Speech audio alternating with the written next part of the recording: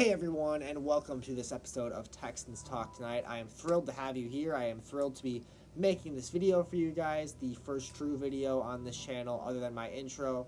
So if you are wondering who I am, why I'm doing this, what you can expect on this channel, or if you want to know about the other channel I'm on called The Touchdown Table, go subscribe to that, please. If you want to know more about me, this channel, or my other channel that I'm on in general, go check out the intro. I run through that very briefly. It's not too long of a video, just a quick intro, get to know me a little bit, get to know what to expect on this channel, and some of the other stuff I do on another YouTube channel. So without further ado, if you already know what you want to know, you're here for some Texans Talk Tonight, so that's what we're going to give you. In this video's topic is a topic that I think is not being talked about enough among Texans fans, and that's our running back room, because people always joke about how it's a bunch of washed up guys and how great the running back room would be like 5 years ago even.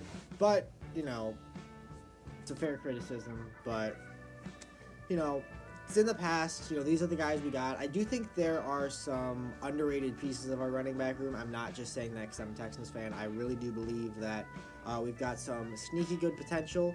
So without further ado, we're going to look at all four of these running backs individually. The one incumbent, David Johnson, the also three new guys we signed in free agency, and I'm going to talk about each of them, like I said, individually, go through some tape, talk about what I think they can bring to the team in 2021, but eventually I will tell you who I think the number one running back for the Texans should be and will be. It's the same person. I really am getting more and more excited about this guy as the offseason goes on and as we get closer to training camp and preseason. But you'll find out who that is soon enough. I'm going to talk about all four of the guys in the running, and then I will tell you who I think the number one running back will be for the Texans, and then give you my projected depth chart at the running back position for the Texans at the end. So, enough talking. Let's start looking at some running backs. Alright, so now it is time to try and answer the question, who will be the number one running back for the Houston Texans in 2021? I have my answer, but I'm going to talk about all these guys you see on their screen, talk about what I think they bring to the team, what I think their skill sets are, and what I expect for them in 2021. There is a clear guy who I think will emerge as the number one running back for the Texans. That guy is someone on the screen, and you'll find out who I think the number one running back for our Texans will be later in the video. But for now, let's start by talking about our first running back. The first guy we're going to talk about is David Johnson. Obviously, David Johnson will forever be in Texans infamy, regardless of what he does with the rest of his career, simply because he is associated with the DeAndre Hopkins trade. However, that is not fair to him at all. David Johnson didn't ask to be traded, but when he came to Houston, he embraced the opportunity, worked hard, and was grateful for the fresh start, and I think he did a little bit more than people give him credit for. Johnson was 23rd in the league in rushing yards this past season, and he actually put up a very respectable 4.7 yards per carry. That's his best yards per carry average in his career.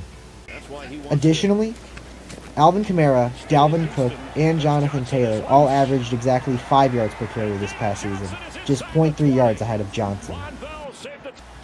So, yes, you can tell I do think Johnson is a bit underrated. However, it's no secret that he's way past his prime, and that he's not a top running back in the league, and there's no way he will likely ever justify the DeAndre Hopkins trade. However, we gotta give him credit where credit's due. But now let's look at his stats from this past season in detail. So a couple important things to look at here. First, the regular season yards per carry average I think is very respectable, and something that he does not get enough appreciation for. You can see that at the bottom of your screen, but also just look at the averages per games, yards per carry. You get as high as 7, 8, even 10.7 in that Bengals game, but then you also get down into the threes, and that's just what we don't want. And the Texans' run game simply was just so inconsistent last year.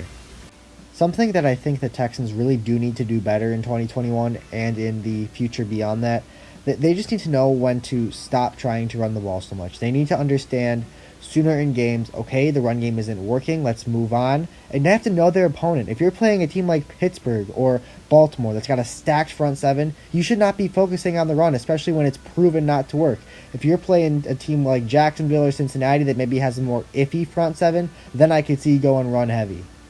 To sum up my thoughts on David Johnson, let me just say that I think the guy still has potential to improve. I don't think he's ever going to get near 2016 form, unfortunately, but I still think if we use him the right way, I really think David Johnson could improve. I think that, we just have to understand that he's not a guy that should be running it up the middle. He's not a good goal line back.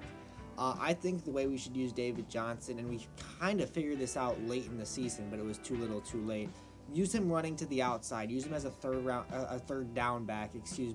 Maybe give him some, quick tosses. On a 3rd and 2, have him go get the yards. But also, number one, use him as a receiving back. That's what he was in Arizona. That's what he was even in his prime. And I'm not talking about like little pitches or little screen outs. Like he was legitimately, before he got to the Texans, even like lining up as a receiver, running routes downfield. And I felt like that was something that the Texans might have seen on tape and said, okay, we want to trade for this guy, or we think we can incorporate that into our offense. But I feel like it was not really until late in the season, when the Texans were already eliminated from contention, where they finally truly started consistently using David Johnson in the right way.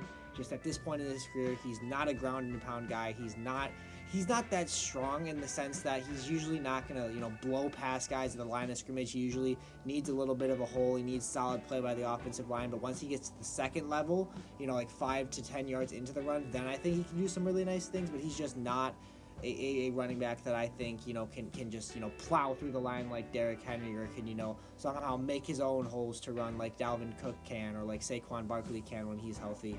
So David Johnson, I just think we have to use him in the right way. He's not a goal line back. We cannot be stubborn with the run game. We have to understand, if we're in a game and it's the second quarter, halfway through the second quarter, approaching halftime, we're losing. We still don't know, why the run game's not working. We just have to say, okay, we got to stop running it, up the middle on 1st and 10, because then it's just going to be 2nd and 12 every time. So yeah, David Johnson, got to use him in the right way. Watch us try and use him at the goal line twice to score against the Tennessee Titans. And we have some footage here for you to show you why David Johnson is not a up-the-middle goal line back. Take a look. Johnson again. Not getting there. Johnson in the backfield. 3rd and goal from the 1. Johnson. Never had a chance to launch. Alright, so yeah, you saw there. I know that's only one clip, and there's times where he did go out the goal line. I just think it's best for David Johnson and best for the Texans offense if they run him more to the outside, more give him HB tosses, give him screen routes, but also have him be a receiver. Use him as a receiving back. The Texans didn't really use him in that way a lot early in the season, but then I think, later on, as they started continuing to lose, they started experimenting with different things on offense, and then finally they started to do it more late in the season. But I'm going to show you some clips of David Johnson as a receiver that really kind of show how I envision the Texans using him in 2021, or at least how I think the Texans should try and use him more in 2021. These clips are from the 2020 season, obviously, Johnson's first season with the Texans. Take a look. Okay, Johnson doesn't make the catch here. The ball's overthrown. But this is the point I'm trying to make. Look at him run out there, go, dive in like a receiver to make the catch. That's what I want to see more of. And he was open on that play. Okay, we got back-to-back plays here. First play, Johnson, check down out of the backfield. Nice, safe option. Gets down inside the 5-yard line, down to about the 2. Good play call there. That's what I want to see more of in 2021. But also this, Johnson squeaks through, gets himself in open space, and hauls in a pass looking like a receiver. That's what I want to see more of, and I think that's what is best for David Johnson and the Texans. Plays like that, getting him in open space and allowing him to haul in passes as a receiver.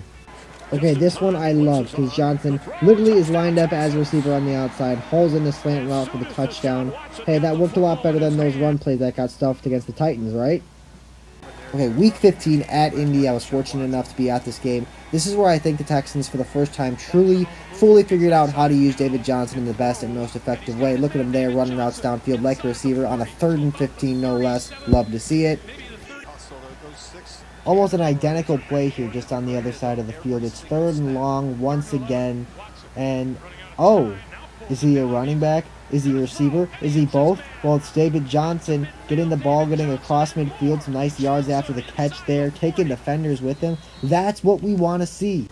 And even stuff like this, on 1st down especially, just slipping through the defensive line, getting open space, hauls in the catch, and oh, look, 1st down, and he gets almost 15 yards, maybe 13 or 14 on the carry. That's way better than a 2-yard run or a run for a loss. Alright, so that's pretty much all I have to say about David Johnson. Obviously, nowhere near what he once was. That trade will likely never even become close to being justified, the DeAndre Hopkins trade, that is. However, David Johnson is a bit underrated in my opinion. He could bring some stuff to the table if he's used in the right way, and I do expect him to once again have a significant role in the Texans offense. I just hope that Tim Kelly and the offensive staff uses him in the right way that is best for both him and the team. Alright, the next guy we're going to talk about is Rex Burkhead. We signed him earlier in the summer. I think it might have been like early June. Definitely surprised me a little bit, but I think that like David Johnson, his best days are probably behind him, but I still think that he put up some solid numbers in New England at times. Just I don't know if he'll be seeing the playing time that some of the other guys will, but we're still going to break down Rex Burkhead and talk about what we think he brings to the team. All right, taking a look at his stats, the most amount of carries he got in a game was 12, so that's not too much. Again, not his fault. It's just the Patriots. They bring in a lot of running backs often. We saw Damian Harris emerge late in the season. They still have Sony Michel, who they drafted not too long ago, and then of course guys like James White. So Burkhead just kind of was the odd man out at times, which makes sense. That's how it is. It's a business. It's football. Not everyone's gonna get in on every play, and there's gonna be guys that just don't see the field as much as other guys. It's how it is. But my take on Rex Burkhead is that he can still contribute to a team. I think that it's not a bad signing. Obviously, the Texans have a lot of connections with New England. Nick Caserio, our GM, was with the Patriots for a while, so he knows their players. He knows their culture well. So, I mean, I don't think that, he's going to be in on every play, Burkhead, that is, but I think he's still going to contribute. He'll see some playing time, and I really think he will be really great for the young guys, especially, again, the Texans, a rebuilding team. So always nice to have veterans who have won a lot in this league in the locker room for the young guys. And as you can see here, Burkhead can still move around pretty well, still not afraid to take a hit. He is a guy that I do think can run up the middle more and is more suited to do that than David Johnson, just based on their skill sets. But even their nice footwork gets into the end zone. These highlights are from the past 2020 season, so these are recently. So I think Burkhead, yes, like many of these Texans running backs, best days are behind him, but can still contribute at a high level at times. But with New England, they did kind of go with a running back by committee approach last year. So Burkhead didn't really get too much time in the spotlight consistently. He had his moments in this game against the Raiders and also in the Patriots win against Baltimore on Sunday Night Football. He had a solid game, at least in terms of production, but simply with the Patriots, he didn't get too much time to shine. But when he did, he contributed, he worked hard, and he is a physical runner, not afraid to take a hit, not afraid to get physical. Great mentality for a football player to have. Really like what I see in terms of physicality, in terms of aggressiveness. Again, not afraid of the big hit, physical runner, takes the rock, runs up the middle when he needs to. I think he's kind of different than David Johnson in that way, where Burkhead is more just built and suited to run up the middle. But yeah, Burkhead, an interesting signing. Not sure about the role he'll have. I think it kind of depends how he performs in training camp and preseason.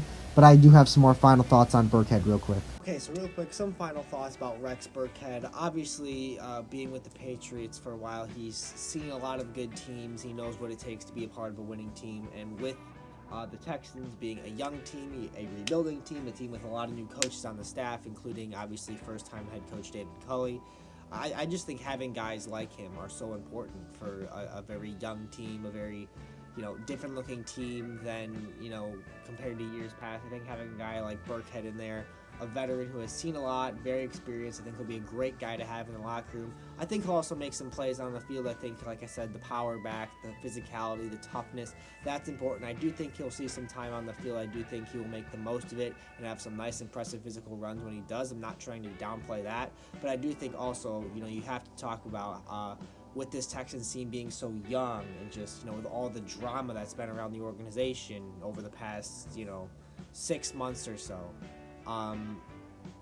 I think that it's important to have veterans who know how to respond to the adversity, who knows what it takes to win, knows how to keep the locker room, positive and just keep positive energy. I think Burkhead will be a great guy for the younger guys, particularly in the running back room, to learn from and to, be able to, ask questions, be able to watch him practice. I just think Burkhead's going to be a super great guy to have in that locker room. But I think the best person in Texans locker room is going to be the guy we're going to talk about next.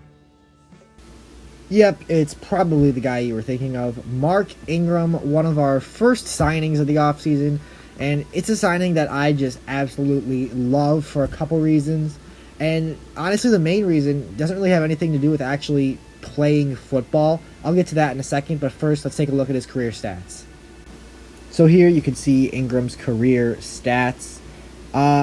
Really, last year, he just kind of fell off, but I also think it was partially due to him just being overshadowed in the Baltimore offense with the emergence of guys like Gus Edwards and the then rookie, now heading into his second-year player, J.K. Dobbins, who really finished the season strong. So I think Ingram, like many of these other guys, they just got overshadowed or forgotten in their backfields, and that's what brought them to Houston. So these are his regular season stats from this past 2020 season, and you can really just kind of tell just not a very productive year. Had a solid game when the Ravens played the Texans. That was in week 2. He had that long touchdown run later in the game, and then he did like all the, crazy like fighting moves towards our logo on the wall past the end zone. If you know what I'm talking about, you know what I'm talking about. If not, you're probably confused. Go watch the highlights of the game last year, Texans Ravens. But the point I'm trying to make is that Ingram simply just got overshadowed in Baltimore. You could just tell looking at these numbers. These are not running back number 1 numbers. Only got to 10 rushing attempts a game twice, and his highest was 11. But a lot of it, especially down the stretch, you just see the production isn't there. Simply just getting overshadowed by younger, more productive guys, and that's just something that happens to a lot of NFL veterans. Sometimes it's inevitable. Time catches up to you. However, I am still very excited about the Ingram signing. Well, yes, Ingram might not be done yet.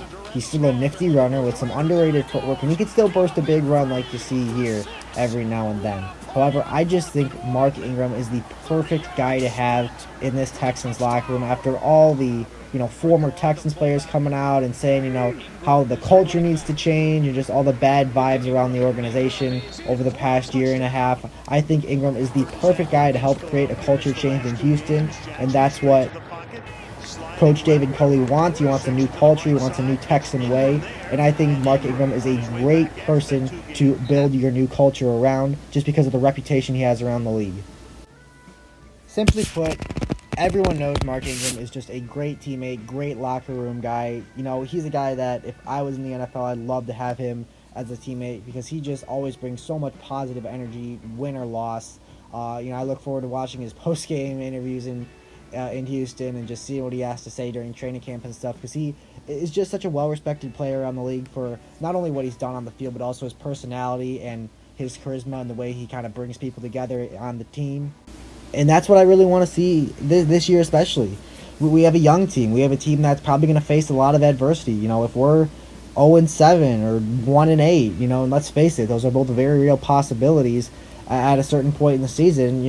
Mark Ingram is going to be a guy who I think the guys are going to rely on for positive energy and for keeping the guys excited to come to practice every day during the tough time. So I am just so excited to have a high character guy like Ingram in the locker room. I think if he doesn't have that reputation around the league for being such a great culture guy, for being a great leader, for being a great teacher for younger players, even players who are just continuing to be students of the game of football, if he doesn't have that reputation, who knows if he gets signed by the Texans? Because I really think David Culley saw something in Ingram, because remember, they were both on the Ravens last year. Culley as a coach, obviously. I think he was the receivers coach, and Ingram obviously on the team, but their paths crossed, and I really think David Culley said, this is a guy that I want to build my round. I think that it's going to be fun, watching him media-wise. He's always got some fun post-game pressers. Obviously, he's known for the look at the details stuff, and obviously the big trust thing he started in Baltimore with Lamar Jackson. So, again, even if he doesn't see the field much, even if he's, lower on the depth chart, I think that's irrelevant. I think as long as he continues to be the leader and high-character guy that he is, this signing will be well worth it for the Texans. Okay, so obviously I'm excited about Ingram's character and his reputation around the league for just being a wonderful teammate. I mean, you look at what the Ravens did when he got released. They all literally, I don't know about all of them, but a lot of the players, left him, signed jerseys, writing a little message on there. That doesn't happen for every player, and especially it doesn't happen for a third-string running back that got cut because he was overshadowed by younger, better guys. You know, that I think that just says a lot about Ingram's character and reputation. So I'm excited for him. I talked about earlier, I think David Johnson still has some potential. I do think he's slightly underrated. And I think his reputation is a little, tarnished because of the DeAndre Hopkins trade that he's associated with, which really is not fair to him. And even Burkhead, I mentioned, I think he still brings some physicality, still an aggressive runner, but again, just with New England constantly bringing running backs in, using the committee running back approach, Burkhead just sometimes found himself, the odd man out, and I think that's, kind of the mentality that both Burkhead and Ingram had coming to Houston. They don't feel they can compete for bigger roles, or at least they feel that they're being overshadowed by other guys in their previous locations. So they wanted to come to Houston, knowing it's a rebuilding team, to compete for a bigger role. So I've talked about 3 guys, but I told you that this video was about who I think is going to be the number 1 running back for the Houston Texans. And if you notice, there's one guy on that thumbnail that I have not talked about yet. And this player is different from the other 3 guys, because the other 3 guys, I believe their best days are behind him. But for this guy that I'm going to talk about, the guy that I think should be the number 1 running back for the Houston Texans, and the guy that I think will be the number 1 running back for the Houston Texans in 2021, for him, I think his best days are ahead of him. And that guy is Phillip Lindsay. I am just so excited about Phillip. I think that it was a very underrated signing. I didn't even really realize it at first. When we signed him, I was kind of like, oh, okay, there's another running back. But then when I, watched some of his tape, and when I saw the reaction, around the league, there were a lot of Broncos fans that were very upset, that they didn't bring Lindsay back. And, that's encouraging for us as Texans fans, obviously. So we'll see where that goes. But also Lindsay, it's kind of the same theme, had his time in the spotlight, but then got overshadowed by Melvin Gordon. Then the Broncos decided not to bring him back, opted to draft Javonte Williams in the 2nd round instead. So again, Lindsay just kind of, got overshadowed, whether it's justified or not. Regardless, that's irrelevant. I am just so excited about Phillip Lindsay. I'm going to show you some of his highlights, talk about him, and, I just get more excited about Phillip Lindsay every day as we get closer to preseason. I'm really excited to watch him in camp, in preseason, and I do think he'll be the number 1 running back in the regular season for the Texans. I think he'll lead us in just about every major rushing statistic there is this year. And yeah, let's go watch him. Tell you why. I believe Phillip Lindsay will be the Texans' best running back this year. Simply because, out of all the guys in the Texans running back room, he is the least furthest removed from his successes. When you talk about Phillip Lindsay's prime, you talk about just a few years ago rather than 2016 or 2017. And that's another thing. Unlike the other guys in the Texans running back room, Phillip Lindsay is still very young. Who even knows if he's had his prime yet? I actually think there's a very good chance that his best football could be ahead of him. He's played in the NFL for only 3 seasons, yet he already has 2 1,000-yard rushing seasons to his name. And when you watch Phillip Lindsay, I just see so much that I like. First of all, I think he has outstanding footwork, and I think he finds open running lanes very well. And also, I absolutely love his second-level speed. Once he gets into the open field, gets past the first few defenders, he really turns on the jets, and it is quite a sight to see.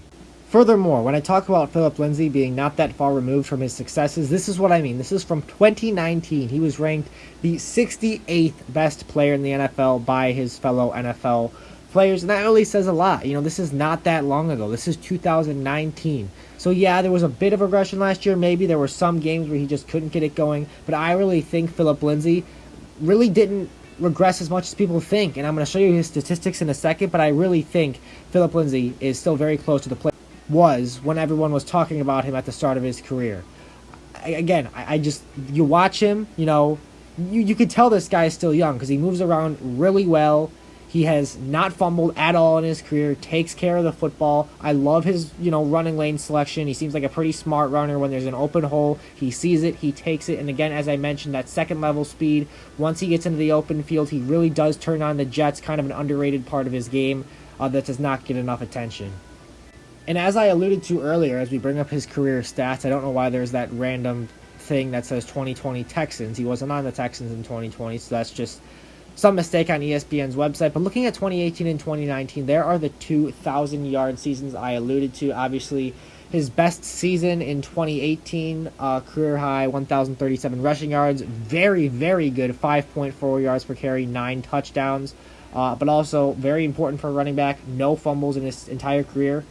That's something I just mentioned, but it's something very important, as I think that's something that the Texans are going to stress a lot. Winning the turnover battles, that is something they did not do last year.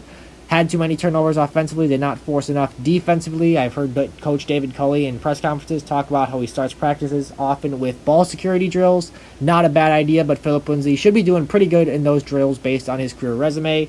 Again, let's compare 2020 to 2018 and 2019, because while it may look at first glance like there was some regression, not really. Compared to 2018 and 2019, the yards per carry went down to 4.3, which, okay, yeah, that's not fantastic, but again, his, rushing opportunities were almost cut in half. He was overshadowed by Melvin Gordon, wasn't used as much. I really think that, it's just the common theme with these Texan running backs. Guys that got overlooked, guys that got replaced or just kind of forgotten. I think you could really say that about every guy I've talked about in this video.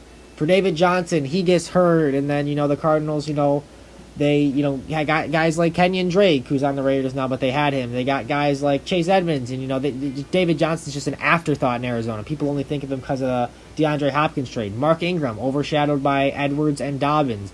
And Burkhead, overshadowed by guys like Damian Harris, who emerged late in the season for New England. And obviously, as I'm talking about Lindsay, he was doing great, didn't regress as much as people think, but just forgotten in Denver, and the Broncos opted not to bring him back. But let's take a look at last year, 2020, more in depth with his game-by-game stats. Here you see, yes, I'll admit, there's some games where he just didn't have it, like the Titans game, week 1. But look at that New England game, 100 yards rushing, 23 carries. That's what I really want to see in Houston. I want to see him try and be a workhorse back. I want to feed him the football. That's something that I don't think the Broncos did enough last year, and I think it showed at times. But yeah, even the Kansas City game after that, very respectable, impressive 8.8 yards per carry. That's more than respectable. That's impressive. Chargers game, outstanding. Then a little bit of a regression for 2 games, but then a nice game against the Dolphins with averaging over 5 yards per carry. Then a little bit of a slump, but then finished with 3.5 yards per carry against Buffalo.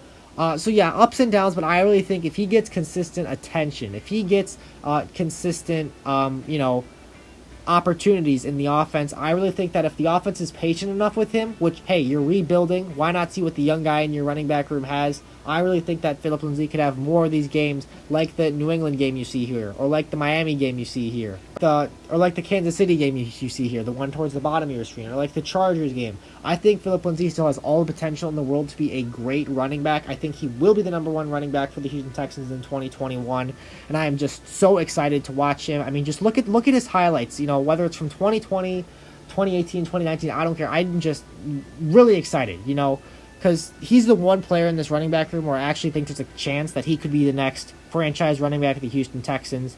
Any other of the guys I've talked about, I think, are either way past their primes or just might be decent for a year or two. But if there's a guy that could actually have a huge role on the future of the Texans offense for years to come, I think it's Phillip Lindsay. And I'm more and more excited about him. Even I'm smiling here talking about him. I just cannot wait to see him running behind our offensive line, which, by the way, that's another part of our team that I think is better than some people think. But again, Phillip Lindsay, watch the highlights, the speed, the footwork, the way he chooses running lanes. There really is so much to like. So yes, Phillip Lindsay, the guy I think will be the #1 running back in Houston. I think he's going to have a big year. I have a few more bold predictions about him, so let's go wrap it up. All right, so as we begin to wrap up this video, I just do want to give a couple bold predictions about Phillip Lindsay. I think he's going to have his third 1,000-yard rushing season of his career. I think if he gets the opportunities he deserves, he should be able to do that. I really believe he's going to have at least 10 touchdowns this year. I think we should use him a lot in the red zone. I think he's got the strength to do it. I think, really that 5 to 10 yard range, like, maybe first and goal from the 5 or 10, I think he could be very dangerous, or I need down. But again, just get him the ball in open space and just watch him turn on the jets, turn on the motor, and just run and run and run. So I think at least 1,000-yard season, at least 10 TDs. And again, the purpose of this video, I do think he'll be the #1 running back for the Texans in 2021. The more I think about it, the closer we get to actually seeing football. Our first preseason game is August 14th in Green Bay. If you're wondering, the closer we get to training camp, to preseason, to anything, I just get more and more excited about Phillip Lindsay. But although Phillip Lindsay is the guy that kind of inspired me to make this video, because he is the guy that I think is going to be the #1 running back, I don't want to look over these other guys, because I really think it's going to be a fun running back group. David Johnson, again, unfairly tied to that DeAndre Hopkins trade. He did not ask to be traded. He did not trade himself. He did not work out the horrible terms of that trade. But he came to Houston ready for a fresh start. He seems happy to be here. Did a little bit more than I think people give him credit for last year. So he should be hungry and ready and excited for his second year in Houston, looking to continue to prove people wrong. Burkhead, overshadowed and kind of forgotten in New England. They got guys like, they drafted Sony Michel and Damian Harris. I don't know if that was in the same year or back-to-back years, but you get the point.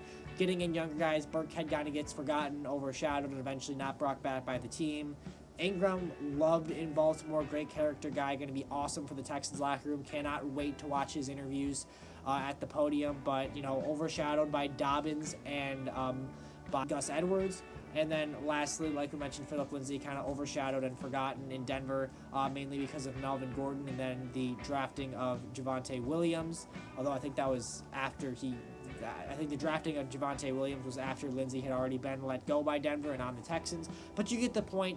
I think it's going to be a group of guys that are hungry, motivated to prove people wrong, motivated to prove the media wrong, motivated to prove the teams that abandoned them wrong. So I am really, really excited about our running back group. Sure, we might not have a Saquon Barkley or a Nick Chubb or a Dalvin Cook or a CMC or anyone nearly close to that tier, but I do think we've got some underrated guys. I think we've got guys that are excited to be a Houston Texan, guys that are excited to have a chance to compete for a starting role. 3 of the 4 guys I think are very excited for their fresh start that they have, and I'm excited to watch the guys battle in training camp. Something that Coach David Culley and GM Nick Caserio have really stressed is the importance of competition. I think that's why they brought a lot of guys of the same position group in. They did it for running backs. They did it for linebackers. Just getting guys to make each other better, getting guys to bring the best out of each other. I think that's what we're going to see in training camp. I think all these guys got things to like. All these guys are Houston Texans for a reason. But Philip Lindsay is the guy that I am most excited about and the guy that I think will emerge as the #1 running back for the Houston Texans. And I want to make clear, I consider myself a realist when it comes to football. I'm a Texans fan through and through, but every prediction I say, I mean. I don't just say stuff for clicks. I don't just say stuff because I'm a Texans fan. I'm trying to be biased when I make a prediction. I mean it. And I'm going to add one more prediction. I really honestly believe that by the end of the 2021 season, Philip Lindsay will be considered a top 15 running back in the NFL. He was not too long ago. I really think he can get back there, and I mean that, not just saying that because I'm a Texans fan. So with that, there's my breakdown of our running back room. The video probably is a lot longer than it should be, but that's what happens when you let me talk about football. So the first official video on this channel, but before I wrap it up, I do want to say no copyright intended for these videos. I do not own any of the logos or images or game footage that I use on this channel. All of that content goes to their rightful and respective owners. No copyright infringement intended. I do not claim any ownership of the things that I did not make. So game footage, NFL logos, NFL content, that is not mine. That belongs to them. I want to make that clear. Not taking credit for the production of any of that. So now that I got that housekeeping stuff out of the way, thank you guys so much for taking the time, if you're still here, to break down the Texans running back room with me, to look at the ins and outs of the guys that we brought in the incumbent David Johnson. Let me know down in the comments, do you agree? Will it be Philip Lindsay as our running back #1? Will it be one of the other guys? Who are you most excited about? Who do you think will lead our team in rushing yards? And what do you expect from the Texans running back room in 2021? Who is the guy you are looking out for? Let me know in the comments. I love having football discussions. If you watch my intro to the channel, you learn more about why I created the channel, and one of it is just because I love connecting with Texans fans and football fans when I can. So let me know down in the comments your thoughts on the video, your thoughts